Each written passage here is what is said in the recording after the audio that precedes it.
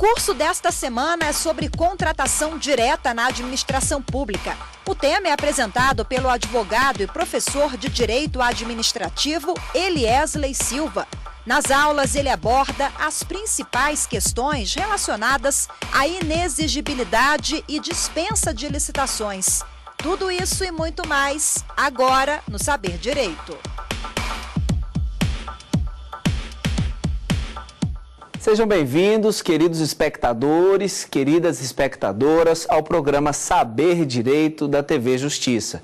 Meu nome é Eliesley Silva, eu sou professor de Direito Administrativo e o curso chama-se Dispensa e Inexigibilidade de Licitação. Estou muito feliz que você tenha nos acompanhado aqui nesta quarta aula, esperando que tenha assistido às 3 aulas anteriores que fazem uma sequência para essa nossa quarta aula. Esse curso Dispensa e Inexigibilidade de Licitação tem por objetivo esclarecer exatamente a exceção à regra do dever de licitar.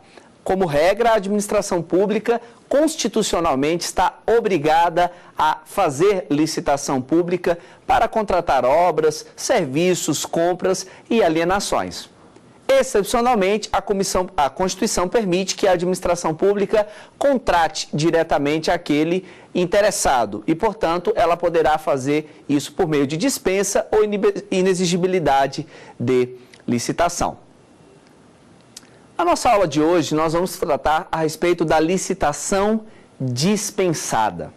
A licitação dispensada é a primeira modalidade de licitação e antes de nós iniciarmos os tópicos peculiares a respeito da licitação dispensada, é muito útil fazermos aí uma breve passagem por aquilo que nós já sabemos a respeito da dispensa de licitação. Nós já sabemos que a dispensa de licitação ocorre num ambiente de viabilidade de competição, ou seja, a licitação é possível, se ela for instaurada, provavelmente alcance a sua finalidade, porém, o legislador resolveu dispensar o administrador público de realizar o procedimento de seleção. Portanto, na dispensa eu tenho um ambiente de viabilidade de competição. A lei, então, vai estabelecer em quais casos ocorrerá a dispensa de licitação. E o rol desses casos é taxativo. Significa que ou eu, como administrador público, aponto um dos casos previstos em lei e então eu promovo a licitação dispensada, fazendo a contratação direta, ou eu, infelizmente, não conseguirei demonstrar essa identidade entre o caso concreto e a hipótese prevista em lei e, consequentemente, não poderei lançar mão da dispensa, serei obrigado, então, a instaurar o procedimento licitatório. Portanto, o rol dos casos de dispensa de licitação é taxativo, fechado, números clausos. A lei disse todas as hipóteses em que a licitação poderá passar por esse processo de dispensa. Dentro da dispensa, nós também já vimos que há 2 modalidades, a licitação dispensada e a licitação dispensável. Lembra-se, licitação dispensada, poder vinculado. A administração pública não tem escolha. O administrador público, ao se deparar com um dos casos em que a licitação seja dispensada, é obrigado a fazer a contratação direta. É como se o legislador proibisse o administrador de fazer licitação, dizendo, ora, em tais e tais casos não se faz licitação, a contratação é direta com o poder público. Por outro lado, a licitação dispensável, pela própria ideia que a palavra transmite, trata-se de uma possibilidade, de uma hipótese, de uma faculdade.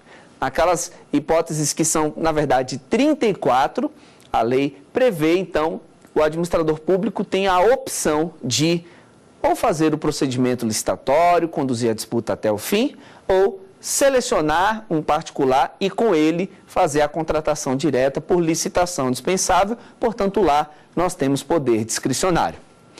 Tendo isso em mente, feita essa breve revista, então, nesta aula nós falaremos da licitação dispensada. E, para iniciarmos, eu gostaria de chamar a pergunta do nosso estudante a respeito desse assunto. Todas as hipóteses de licitação dispensada se referem à alienação dos bens públicos? A maioria dos casos previstos em lei para licitação dispensada referem-se à alienação de bens públicos. O que eu quero dizer com alienação de bens públicos? A palavra alienação vai designar transferência de bens. Todas as vezes que o bem pertence a uma pessoa e ele passa ao domínio, à propriedade de outra pessoa, tem-se aí o fenômeno da alienação. As principais formas de alienação são a venda, temos a doação, temos a permuta, que é a troca de bens, temos a também chamada dação em pagamento. Dação em pagamento é dar em pagamento. Se o devedor não pode quitar a dívida com dinheiro, ele pode oferecer ao credor um bem e promover a dação em pagamento. Essas são as 4 formas mais comuns de alienação de bens públicos. Respondendo à pergunta do nosso estudante, a maioria das hipóteses de licitação dispensada, sim, se referem à alienação de bens, mas nem sempre é assim. Se nós formos avaliar com calma o artigo 17 da Lei 8.666, tanto no inciso 1º quanto no inciso 2º, nós vamos verificar que a maioria das hipóteses, sim, refere-se à alienação de bens, mas também nós encontramos lá algumas outras modalidades que não se referem propriamente à alienação de bens. Se encontra lá a investidura, a concessão de direito real de uso, o aforamento, encontra-se lá a permissão de uso de bem público. Portanto, eu não posso dizer que todas as hipóteses de licitação dispensada são efetivamente de alienação de bens públicos. Mas eu posso dizer com certeza que a maioria dessas hipóteses envolve a alienação de bens públicos, ok? Ainda nessa tônica de alienação de bens públicos, é muito importante nós levarmos em consideração aquele método que eu ensinei na nossa segunda aula para você poder diferenciar as hipóteses de licitação dispensada e licitação dispensável. Você lembra-se lá do método macete do vai e vem?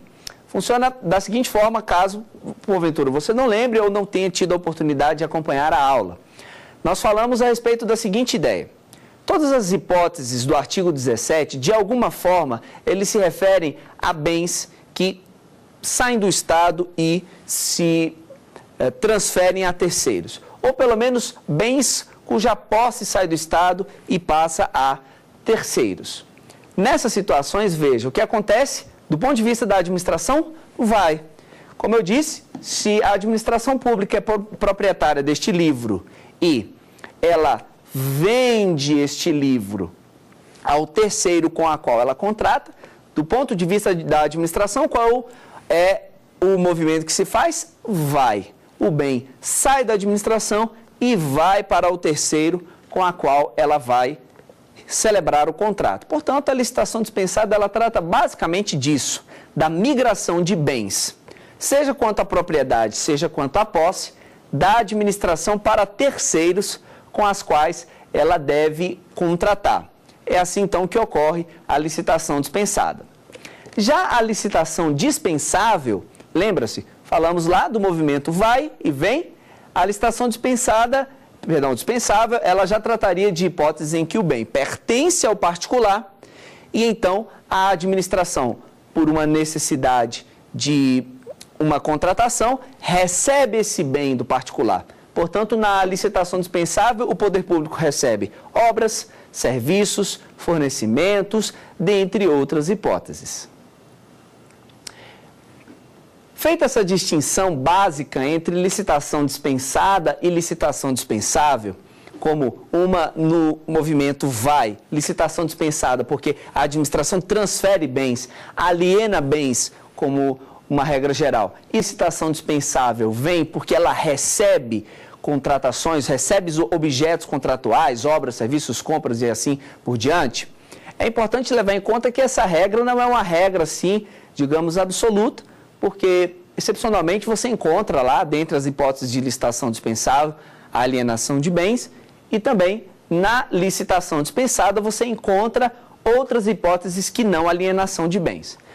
Como eu disse na aula anterior, o ideal mesmo para que você se sinta muito confortável ao se deparar com licitação dispensada e dispensável, como são temas assim muito técnicos, o ideal é que você conseguisse realmente memorizar as quase 20 hipóteses previstas na lei, no artigo 17 da Lei 8666 para a licitação dispensada e as 34 hipóteses do artigo 24 da Lei 8666 para a licitação dispensável.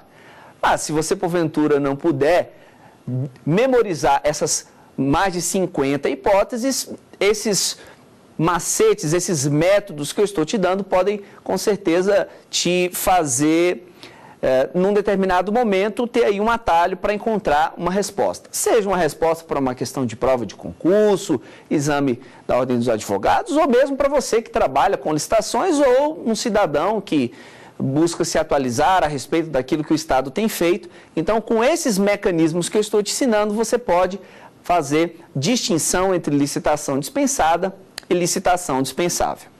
Mas, efetivamente, nessa nossa aula, o propósito é nos aprofundarmos tanto na questão da alienação de bens públicos, quanto na questão da licitação dispensada. Tudo bem? E a respeito da alienação de bens públicos, a Lei 8666, dos artigos 17 e até o artigo 19, vai tratar a respeito dessa alienação de bens públicos. E a respeito dessa alienação de bens públicos, nós temos uma pergunta do estudante. Quais são os requisitos para alienação de bens públicos imóveis? Essa é uma excelente pergunta, porque quando se fala de bens públicos, há todo um regime especial por trás desses bens públicos. E então agora nós vamos adentrar nesse mundo do regime jurídico dos bens públicos. Em primeiro lugar, a ideia é você entender a diferença entre um bem público e um bem privado. Quando a gente fala bem público, tome cuidado, porque essa palavra público, ela pode muito bem denotar a ideia de bem que pertença a todos, pertence à coletividade. E é bem certo que essa expressão, nesse significado, não é algo absurdo e nem, digamos assim, uma ideia sem qualquer tipo de nexo. Tem algum nexo, mas não é bem isso que significa. Você não deve encarar a palavra público da expressão bem público como sendo aquilo que pertence à coletividade. Não. A forma mais correta de entender a palavra público nesse contexto é relacionando ao direito público. Portanto, bem público é aquele que sofre a incidência de regras de direito público. Daí você pergunta, professor, mas quais são mesmo essas regras de direito público? Basicamente, o regime dos bens públicos segue a 4 características e então você precisa observar cada uma dessas características. A primeira característica dos bens públicos é a chamada inalienabilidade relativa. Veja, os bens públicos podem ser alienados, podem ser vendidos, doados, permutados, dados em pagamento? Sim, sem qualquer dificuldade. Porém, isso não significa que vai acontecer de modo livre, como, por exemplo, os bens que nós particulares temos, que nós podemos livremente dispor a respeito. Não. Os bens públicos podem ser vendidos, doados, dentre outras formas de alienação, mas desde que sejam seguidas as regras previstas dos artigos 17 a 19 da Lei de Licitações e Contratos, a Lei 8666 de 93. Portanto, a primeira característica é a inalienabilidade relativa, ou seja, observando-se determinadas regras, os bens públicos podem sim ser alienados.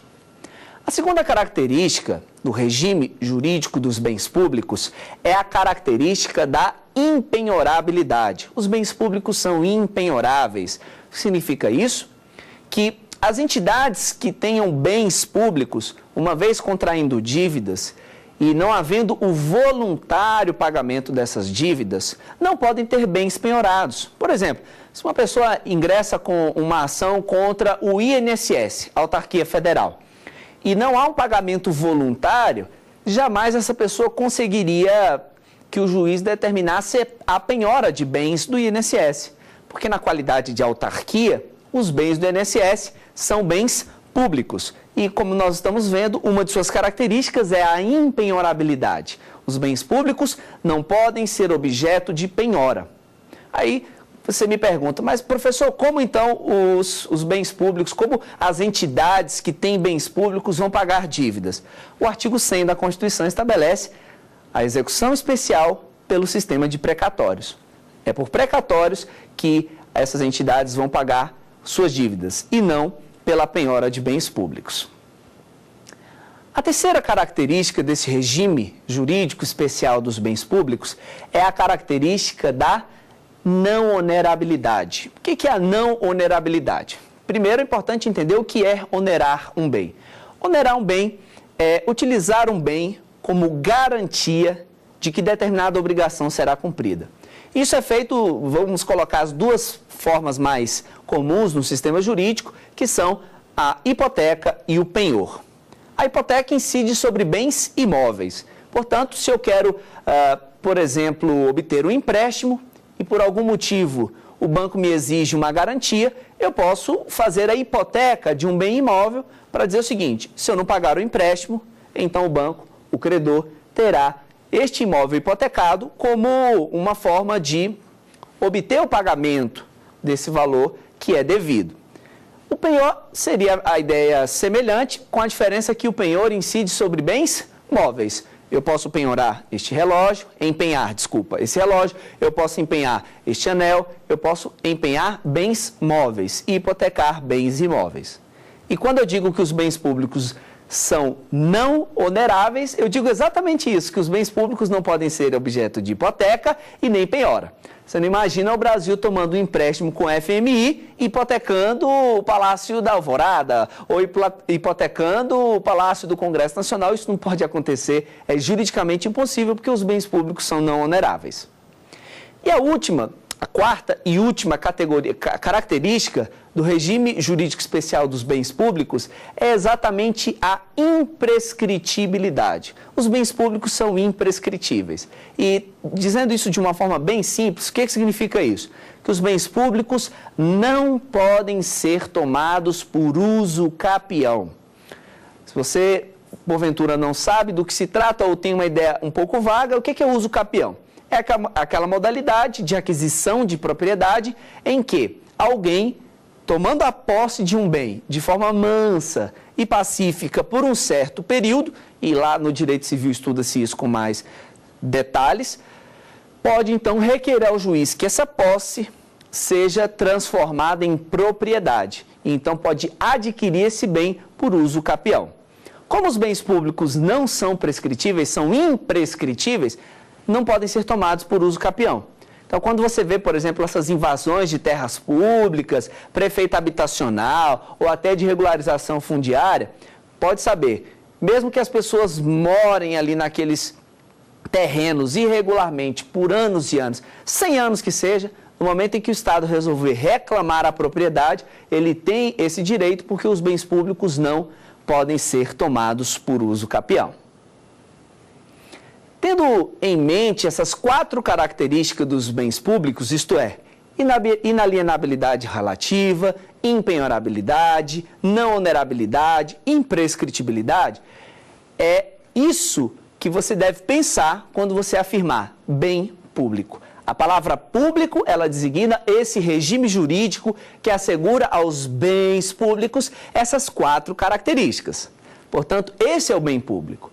Em paralelo, o que nós temos? O bem privado. O que é o bem privado? É exatamente aquele que segue o regime de direito privado e que, portanto, não terá todas essas características. Então, em tese, o bem privado pode ser alienado livremente? Sim. O bem privado pode ser tomado por uso capião? Sim. Penhorado? Sim. Hipotecado? Empenhado? Sim. Porque esse é o regime dos bens privados. Presta atenção, então, quando você, a partir de agora, se deparar com essas expressões, bens públicos e bens privados, faça essa distinção. A palavra público e a palavra privado não tem a ver com aquele que é o proprietário do bem. O bem privado é o bem que pertence ao indivíduo e o bem público é aquele que pertence ao Estado e indiretamente à coletividade. Não. Você vai pensar a partir de agora no regime jurídico. Bem público, regime jurídico de direito público, as 4 características que nós mencionamos. Bem privado, regime jurídico de direito privado e nada dessas 4 características que nós apresentamos. Nessa linha de raciocínio, voltamos ao nosso tema. Quais são os requisitos para alienação de bens públicos? Bem, esses requisitos estão definidos no artigo 17 da Lei 8666. E o que a lei vai fazer? Vai estabelecer um tratamento diferenciado entre bens imóveis de um lado e bens móveis do outro. O artigo 17, inciso 1º da Lei 8666, trata dos bens imóveis e o inciso 2º trata dos bens móveis. E aí, tendo essa diferenciação de categorias, a gente passa a falar dessas características. Vamos lá. Para que haja alienação de bens imóveis, a lei vai estabelecer 4 condições. Para que o Estado, por exemplo, faça a venda. É muito corriqueiro, a cada tempos, a gente vê notícias de que o Estado resolveu vender imóveis, né? Principalmente aqui em Brasília, a gente tem muito imóvel funcional, que são coisas que foram imóveis construídos à época que Brasília foi construída, que pertencem ao poder público e que, com o passar do tempo, vê-se que a tendência tem sido de venda, alienação desses imóveis residenciais, funcionais, imóveis funcionais. Portanto, quais são os requisitos para que esses imóveis possam ser vendidos, já que não são bens privados e o Estado não tem essa liberdade de efetuar a venda? São 4 requisitos. O primeiro requisito, acima de todos, é a demonstração de interesse público da alienação. Ou seja, o primeiro passo é demonstrar que por um conjunto de circunstâncias, a venda daquele bem ou a doação, não importa, é a forma, naquele momento, mais conveniente e oportuna de se atender ao interesse público. Portanto, a demonstração de interesse público é a primeira condição, é o primeiro requisito. A segunda condição ou requisito é a avaliação prévia. Sim, ora, se eu vou vender um bem, o primeiro passo é saber o quanto o mercado cobra por aquele bem, para eu ter ali um valor a partir do qual as pessoas poderão comprar. Tudo isso para evitar que o Estado faça uma venda desvantajosa. Venda um bem por 300 mil, quando na verdade o valor de mercado daquele bem seria 400. Para isso não acontecer, então a avaliação prévia é a segunda condição. A terceira condição é a realização de licitação pública. E sobre isso eu quero agora dar uma atenção especial. Quando se fala de alienação de bens imóveis, como regra, essa alienação deve acontecer por concorrência. Na verdade é assim, tanto para efetuar a compra, quanto para efetuar a alienação de bens públicos imóveis, eu uso a modalidade de licitação concorrência. Não importa o valor do bem. A regra para imóveis, tanto na aquisição quanto na alienação, é a utilização da concorrência. Tome cuidado, porque lá no artigo 19, a lei vai estabelecer uma hipótese excepcional, que acaba tomando uma relevância muito grande no direito administrativo, que é a seguinte: o Estado pode ter imóveis que sejam atribuídos ao Estado originariamente, imóveis que sejam resultado de uma obra que o Estado realizou e ali houve uma edificação, ou, alternativamente, o imóvel pode ter sido entregue ao Estado por um devedor. O devedor pode, sim, com toda certeza, entregar bens ao Estado. E isso ocorre de 2 formas, ou seja, há 2 formas de o Estado receber bens de devedores. Uma é a entrega forçada, por processo judicial. Ou seja, vamos imaginar, há uma empresa, essa empresa tem dívidas tributárias, o Estado ingressa com uma ação de execução fiscal contra a empresa, o juiz condena a empresa a pagar o tributo, a empresa não faz o pagamento voluntário, o juiz então determina que bens daquela empresa privada sejam penhorados para pagamento de tributos. E aí, de repente, o Estado recebe esses bens, certo? A outra forma de o Estado receber bens de devedores é a entrega voluntária, quando o devedor, não tendo dinheiro para pagar a dívida, diz, olha, eu posso então utilizar aqui um bem para pagar, ele faz a dação em pagamento. Não importa se por processo judicial ou se por dação em pagamento. De qualquer forma, o Estado está recebendo um imóvel de um devedor, não é isso? Muito bem. Então, nessa hipótese, o que diz lá o artigo 19, parágrafo único da Lei 8.666? Vai afirmar que, quando o Estado for alienar bens imóveis oriundos de processo judicial ou da ação em pagamento, ele pode optar por licitar esse bem por concorrência ou leilão. Então, o bem imóvel adquirido de devedor pode ser alienado pelo Estado por concorrência ou leilão. Salvo esta hipótese, caímos na regra geral, que o Estado deve adquirir bens imóveis e alienar bens imóveis somente pela concorrência, não importa o valor. Tudo bem? Então veja, nós já falamos então de 3 requisitos para que o Estado faça alienação de bens imóveis.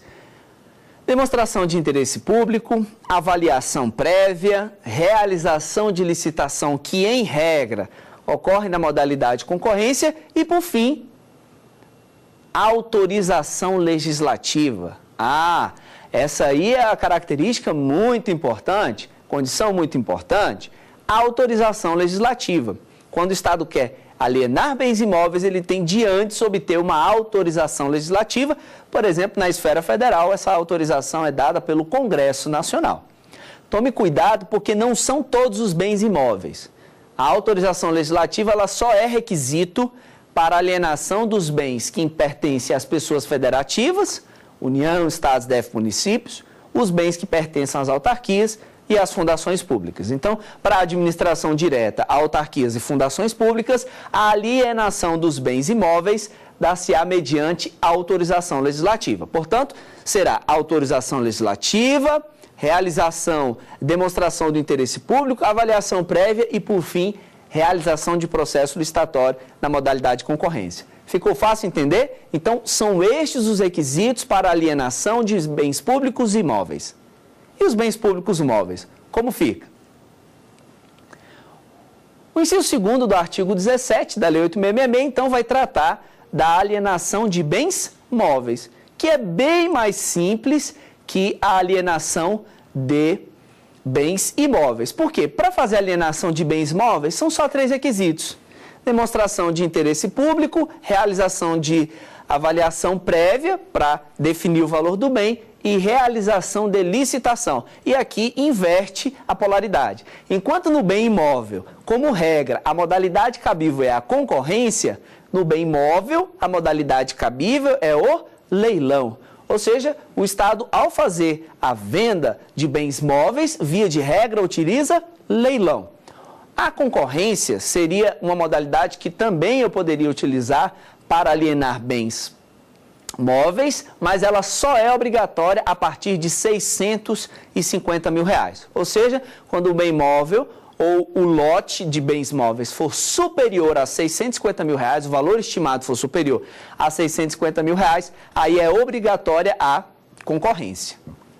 Como regra, todavia, a modalidade de licitação cabível é o leilão para a alienação de bens móveis. Portanto, querido estudante, respondida a sua pergunta, esses são os requisitos para a alienação de bens públicos, porque eles não podem ser livremente alienados, eles têm, como eu disse, a característica da inalienabilidade. Daí, a essa altura da nossa aula, você pode ficar com a dúvida, né? Peraí, mas e onde é que entra a licitação dispensada, que na verdade é o tema da aula?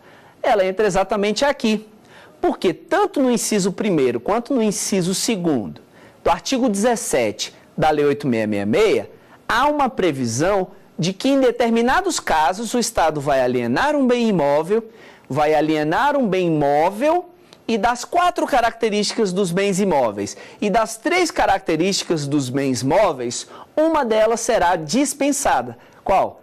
A licitação. Ou seja, eu estou falando de hipóteses em que o Estado vai alienar bens públicos imóveis e ele vai ter que fazer demonstração de interesse público, avaliação prévia, autorização legislativa. Mas a licitação será dispensada. Eu não preciso realizar a licitação para alienar aquele bem. Da mesma forma, os bens móveis, então o que vai acontecer? O Estado vai demonstrar o interesse público, o Estado vai fazer a avaliação prévia e, por fim, ele não vai precisar realizar a licitação, porque a licitação será dispensada. Resta, portanto, agora uma pergunta do nosso estudante a respeito dessa licitação dispensada. Vamos ver? Quais são as hipóteses mais relevantes de licitação dispensada? Se formos avaliar os incisos 1º e 2º do artigo 17 da Lei 8666, vamos identificar ali várias hipóteses de licitação dispensada. São quase 20 hipóteses. Para nossa aula, eu resolvi selecionar 10 hipóteses de licitação dispensada, as que eu entendo que são as mais importantes, a fim de nós comentarmos a respeito delas. 10 hipóteses de licitação dispensada. Começando pelas hipóteses em que a licitação será dispensada para alienação de bens imóveis. Quais são essas hipóteses? A licitação será dispensada para bens imóveis quando se tratar de dação em pagamento. Sim, veja, tanto é possível que alguém deva ao Estado, isto é, o Estado na figura de credor, e essa pessoa voluntariamente entregue um bem ao Estado, quanto também é plenamente possível que o próprio Estado seja devedor. Isso acontece muito em caso de dívidas entre entes federativos, por exemplo, Estado devendo à União, ou município devendo ao Estado, ou Estado devendo ao município. Isso pode acontecer. Então, o Estado, na posição de devedor, querendo saldar a dívida, resolve utilizar um bem imóvel para pagamento. Então, essa é a primeira hipótese de licitação dispensada. O Estado, como devedor, entrega um bem imóvel para dizer, olha, esse bem imóvel quita a dívida? Quita. Então, eu estou dando esse bem em pagamento, promovendo a dação em pagamento, e por aqui você já vê, não faz sentido eu pensar em licitação, uma vez que é uma relação entre devedor e credor. Essa é a primeira hipótese de licitação dispensada para bens imóveis. A segunda hipótese de licitação dispensada para bens imóveis é a doação de bens imóveis. E aqui é importante você levar em consideração uma informação muito importante, que é a seguinte: a lei vai afirmar que a doação de bens públicos deve ser feita exclusivamente entre órgãos e entidades da administração pública. Então, por exemplo, o Ministério da Saúde querendo fazer a doação de, computadores à FUNAI, que é uma fundação pública federal. Ela poderia fazer e não haveria, no caso, um processo de licitação. Logicamente, seria feita a doação direta entre o Ministério da Saúde e a FUNAI, sem problemas, ok? Mas aí há um ponto que eu gostaria agora de fazer uma observação a respeito dele. Como nós afirmamos na primeira aula, a Lei 8666 é uma lei que traça normas gerais a respeito de licitações e contratos. Portanto, não pode a União descer a detalhes. Por quê? Porque fazendo isso, ela acaba invadindo a competência legislativa dos demais entes da federação, que podem sim elaborar normas específicas sobre licitações e contratos. Então, se a Lei 8666, a título de ser uma norma geral, acabar descendo a pormenores, a peculiaridades, ela acaba deixando reduzido o espaço, ou às vezes nenhum espaço, para que o legislador estadual, distrital, municipal estabeleça regras em âmbito próprio. Com base nessa ideia, em 93, ingressou-se com uma ação direta de inconstitucionalidade 927. E o que essa ação direta de inconstitucionalidade buscava? afirmar exatamente que essa parte que eu acabo de comentar com vocês sobre a Lei 8666, em que ela diz que a doação será, abre aspas, feita exclusivamente entre órgãos e entidades da administração, fecha aspas, esse trecho do artigo 17, inciso 1º, a linha B da Lei 8666, seria inconstitucional porque desceria um nível de detalhamento que é incompatível com a ideia da 8666, que é de estabelecer normas gerais. O Supremo, então, deferiu o pedido, deferiu o requerimento, proveu o pedido e o que acontece é que essa parte, feita exclusivamente a órgão ou entidade da administração pública, só é aplicável à esfera federal. Então, preste atenção. O que diz lá?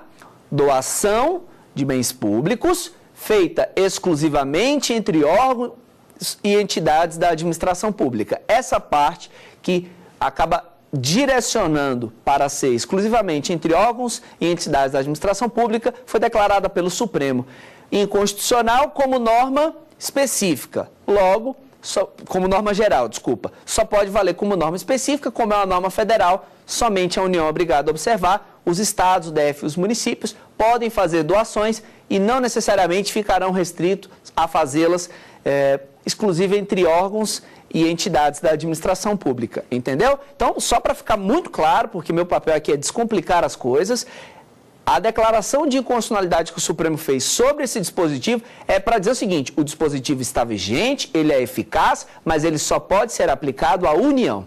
Os estados, o Distrito Federal e os municípios não podem ser atingidos porque isso aí seria norma específica e eles vão poder, por lei própria, decidir se assim o querem. Ok? Muito bom. Nessa mesma linha do artigo 17, inciso 1º, falando ainda da doação, a lei vai estabelecer ressalvas, né? Porque é doação permitida exclusivamente entre órgãos e entidades da administração pública, e a lei vai estabelecer ressalvas para dizer que também seria possível, ao invés de ficar restrita a órgãos e entidades da administração pública, a doação de imóveis para efeitos habitacionais e também em programas de regularização fundiária.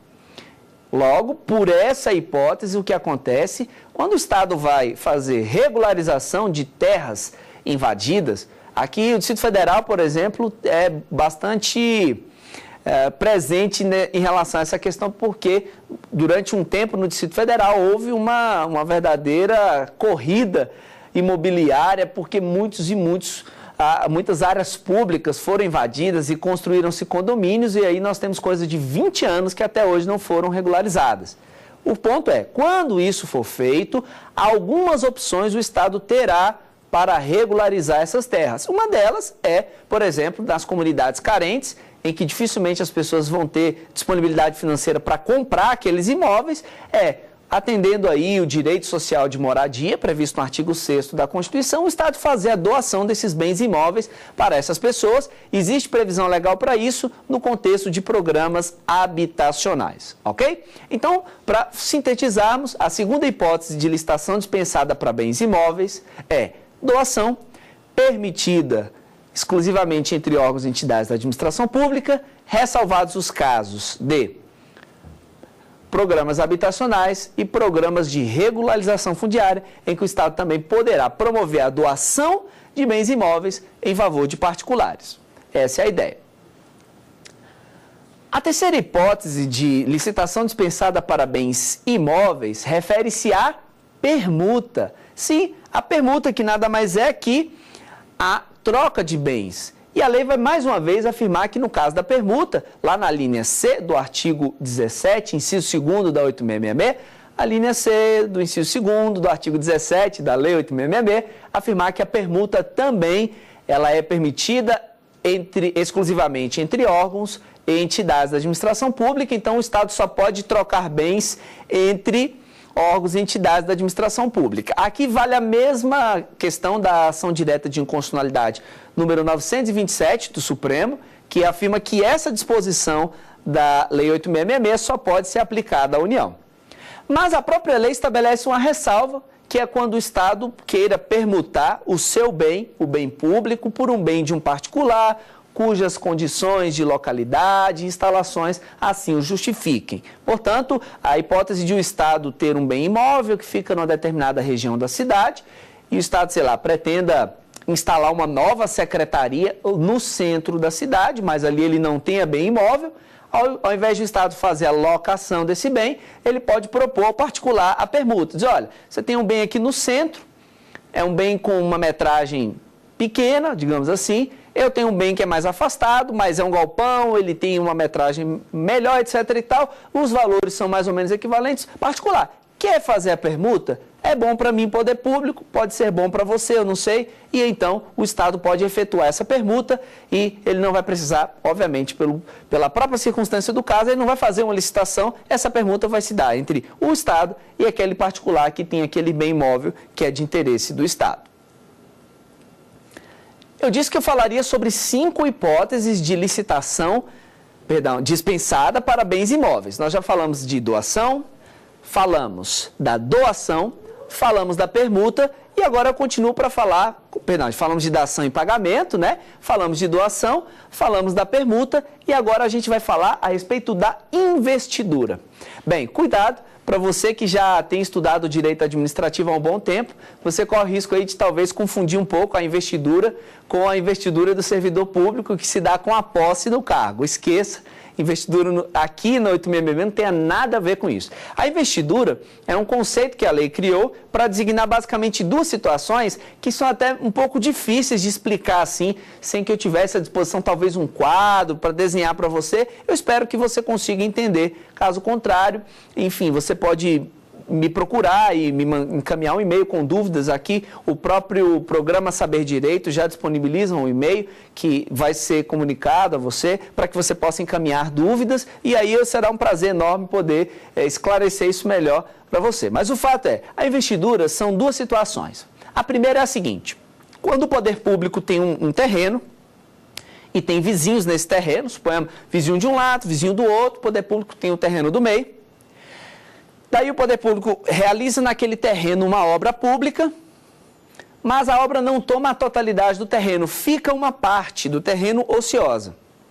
Só que essa parte que ficou ociosa, imaginemos que ela isoladamente é inaproveitável. Então, por exemplo, se o Estado quisesse vender aquela parte ociosa do terreno, ele não poderia simplesmente vender isso para qualquer pessoa, por quê? De um lado, um vizinho, do outro, outro vizinho. No meio, o poder público. Como é que eu vou vender aquele terreno lá atrás, que às vezes não tem nem acesso a um terceiro? É por isso que o Estado, então, permite que essa porção que se tornou inapropriável, se tornou isoladamente inaproveitável, pode ser vendida ao proprietário vizinho. Ou seja, ao proprietário do imóvel lindeiro. Lindeiro é que faz linde. E linde tem a ver com fronteira, certo? Então, eu tenho vizinho de um lado, vizinho do outro, o poder público tem um terreno que fica exatamente no meio, faz ali uma obra pública, mas não usa todo o terreno, fica uma parte do terreno ociosa, só que essa parte ociosa é isoladamente inaproveitável, ou seja, é impossível que um terceiro, que não sejam esses aqui envolvidos, possa comprar esse bem. Então, o que eu posso fazer? Vender essa propriedade ao proprietário do imóvel lindeiro, traduzindo ao vizinho. E a lei permite que isso seja feito, desde que essa área resultante de obra pública seja avaliado em até R$40 mil, e então, se o proprietário do imóvel vizinho resolver adquirir, o nome dessa forma de alienação é investidura. Eu sei, você deve estar aí no sofá ou no seu computador pensando assim, meu Deus, o que isso tem a ver com investidura? Eu confesso que eu não sei o porquê, mas é assim que a lei estabeleceu. Enfim, nós temos que simplesmente nos adequar. O nome disso é investidura, que é quando o vizinho compra aquele pequeno pedaço do terreno que o Estado resolveu utilizar, mas não totalmente para efeito de obra pública, e desde que essa pequena porção de terreno seja avaliada em até R$40 mil. Essa é a ideia que o legislador estabelece. Ainda como investidura, você tem lá a hipótese de quando você vai construir usinas, essas usinas hidrelétricas, o que acontece? Normalmente a obra da usina dura alguns anos. E por uma questão óbvia, a usina ela é construída numa região mais distante do centro urbano, uma vez que quando aquela barragem se encher, haverá ali um lago que vai se criar e vai acabar tomando proporções. Eu não posso ter ali cidades próximas, porque o lago vai acabar, digamos, avançando sobre essas regiões. Então, as usinas são mais afastadas dos centros urbanos. E aí, para promover um pouco mais de qualidade de vida aos trabalhadores, isso é muito comum, cria-se uma vila de operários próxima à região da usina. E as pessoas, então, normalmente, por exemplo, agora no Brasil nós temos a construção de usinas no norte, Rondônia, por exemplo, e aí vem gente de tudo quanto é lugar do Brasil trabalhar naquela usina e leva consigo a família, passa a morar naquela vila de operários e a obra vai se desenvolvendo. Ao final da obra, o que acontece? E muitas vezes, aquela vila de operários, ela não faz parte, ela não vai integrar a operação da usina hidrelétrica, ou seja, ela não vai ser utilizada de nenhuma forma na operação da usina. Ou seja, fica ali uma área que o Estado não vai ter o que fazer. Então, o que a lei prevê é que essas casas, esses imóveis, podem ser alienados a esses trabalhadores mesmos ou até mesmo a terceiros, desde que sejam utilizados para fins habitacionais. Então, se as pessoas forem utilizar para fins habitacionais, o Estado pode alienar esses bens a essas pessoas e o nome disso é investidura. Portanto, é a quarta hipótese de licitação dispensada de bens imóveis, a investidura. Além disso, nós temos a venda. A venda é a quinta hipótese de licitação dispensada por bens imóveis e a lei vai dizer que a venda de bens imóveis em que dispensa a licitação é aquela feita exclusivamente entre órgãos e entidades da administração pública. Então, se for entre órgãos e entidades, eu posso fazer a venda desses bens públicos, a União vendendo bens imóveis para os estados vendendo para os municípios, a União vendendo bens imóveis para o DF vendendo um bem imóvel para a União, isso pode acontecer dispensada a licitação. Fora isso, se o Estado quer alienar, vender bens públicos a particulares, o melhor mesmo é que ele instaure a licitação para quem ofereceu o maior lance ser, então, o ganhador daquela licitação na modalidade concorrência, ok? Então, essas são as 5 modalidades de licitação dispensada para bens imóveis. E eu gostaria de comentar ainda, rapidamente, porque não tem complexidade, a licitação dispensada para bens móveis, e eu separei aqui para você exatamente 5 hipóteses, que serão basicamente a seguinte: eu posso utilizar a licitação dispensada para bens imóveis, no caso de dação também, doação em pagamento não, doação, o Estado pode doar bens móveis a título, por exemplo, sei lá, o Ministério da Saúde renovou todo o seu parque de computadores, seu parque de informática, quer pegar aqueles computadores que já não serão mais utilizados e fazer a doação para uma organização social que atua na área de inclusão digital em regiões carentes da cidade. Tudo bem, essa vai ser a doação. A segunda hipótese que a lei prevê, a licitação dispensada para bens móveis, também é a permuta, só que a lei vai ter aquela mesma questão. Só permite a permuta de bens móveis exclusivamente entre órgãos e entidades da administração pública, e aí fica, mais uma vez, a ressalva de que essa disposição só vale para a União por conta da ação direta de inconstitucionalidade 927. Ok? Muito bom, então essa é a permuta. A terceira modalidade de licitação dispensada para bens móveis é a venda de ações que vão ser negociadas em bolsa de valores. É por aí que você vê, por exemplo, ações negociadas do Banco do Brasil, da Petrobras, que são 2 sociedades de economia mista. O Estado pode vender ações, por óbvio, sem licitação, porque a dinâmica das ações é uma dinâmica própria do mercado de ações. Quarta hipótese, o Estado pode fazer venda de títulos, e nós temos aí os famosos títulos do Tesouro Direto, que o Estado emite e faz a venda desses títulos no mercado, também faz a venda direta, sem necessidade de licitação. Em tese, qualquer pessoa pode comprar títulos da dívida pública, como uma forma de investimento. E, por fim, a venda de bens e produtos que possam ser comercializados por entidades da administração pública, né? Veja, quando você vai aos Correios, você vai contratar o serviço dos Correios e os Correios não fazem licitação, já pensou? Olha, hoje eu vou encaminhar 5 cartas de São Paulo a Natal, no Rio Grande do Norte. Quem ofereceu o maior valor vai, então, ser contemplado com a chance de encaminhar essas cartas. o que seria tipo uma licitação na modalidade de leilão. Claro que não. Esse é um produto, é um serviço que os Correios prestam na sua atividade fim, portanto, ele disponibiliza esse serviço diretamente ao particular, sem necessidade de licitação. Da mesma forma, a Petrobras, quando vai vender combustível, ela não tem a necessidade de fazer licitação para fazer a venda desse produto, porque ele é inerente à própria atividade fim da Petrobras. Portanto, nós temos doação, permuta, venda de ações, venda de títulos e venda de bens produzidos decorrentes de suas finalidades essenciais pela própria administração pública. São as 5 hipóteses de licitação dispensada. Portanto, nessa aula, veja que nós passeamos aqui por 10 hipóteses de licitação dispensada. Eu tenho a plena consciência de que esse não é um assunto simples, não é um assunto do dia a dia. E até, convenhamos aqui entre nós, essa parte de licitação não é para todo mundo. Em que sentido? Não que todo mundo não possa aprender. Lógico, todos podem aprender, mas não é um assunto que normalmente desperta interesse geral. E se você está comigo é porque, com certeza, você precisa desse assunto, ou talvez porque você goste de licitações e contratos, sim, há algumas pessoas que gostam, mas a maioria que estuda esse assunto acaba realmente não estuda porque gosta. Eu tenho que ser verdadeiro, lógico. Elas estudam mais porque isso vai ser necessário, às vezes para fazer uma prova de concurso, às vezes aí exame da Ordem dos Advogados do Brasil, ou por uma necessidade de serviço. Então veja, nós hoje passeamos pelas hipóteses de licitação dispensada, não são tão simples, mas nada que a repetição, que a aplicação prática não torne mais simples para você. Foram essas as nossas considerações sobre esse assunto e não deixe de estar aqui conosco na TV Justiça, o programa Saber Direito, para a nossa 5ª aula, em que falaremos sobre a licitação dispensável. Falamos hoje da dispensada e na próxima aula nós falaremos sobre a licitação dispensável. Portanto, esse é o nosso programa Saber Direito da TV Justiça. Meu nome é Eliesley Silva e eu te aguardo na nossa próxima aula. Forte abraço!